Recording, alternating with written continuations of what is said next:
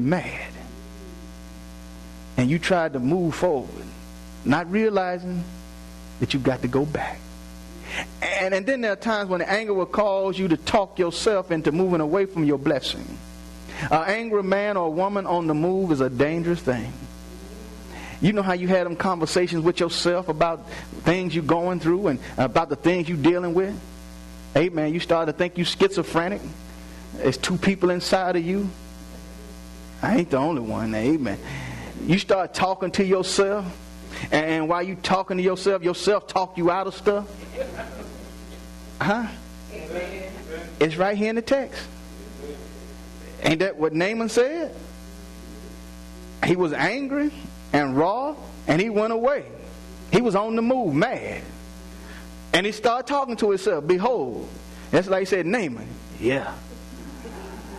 I thought he was going to come out and wave his hand over me and say some kind of prayer and do something that's going to heal me of this leprosy. I did too.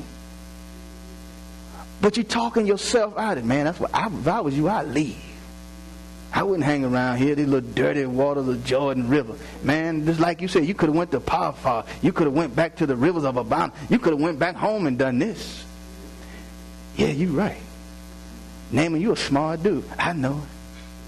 You having a conversation with yourself, but the whole time you're talking yourself out of your blessing.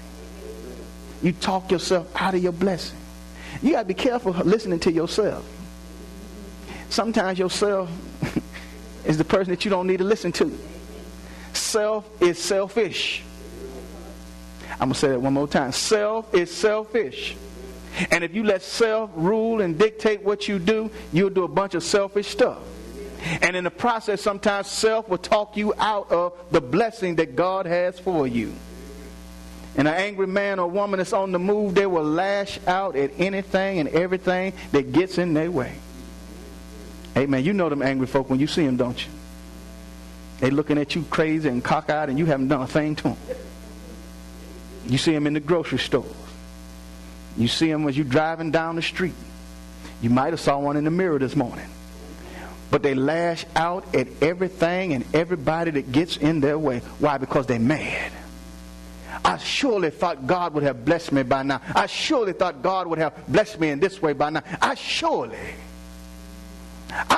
that I would have hit the lottery by now. I'm sure that God would allow my tax refund to get back by now. I'm sure that God would have allowed me to be a blessing by now. I'm sure of it. But when you don't get it, you get mad and angry. You get mad and angry. It's a dangerous thing to be mad, especially if you're mad at God. Amen. Now, it's all right for you to have, it's all right for you to be honest with your feelings. You get upset every now and then, ain't nothing wrong with you saying, God, I'm mad at you. But you need to get over it quick. Amen. Because if you stay mad at God long enough, you're going to be in for a world of trouble. How you going to stay mad at somebody that's blessing you anyhow?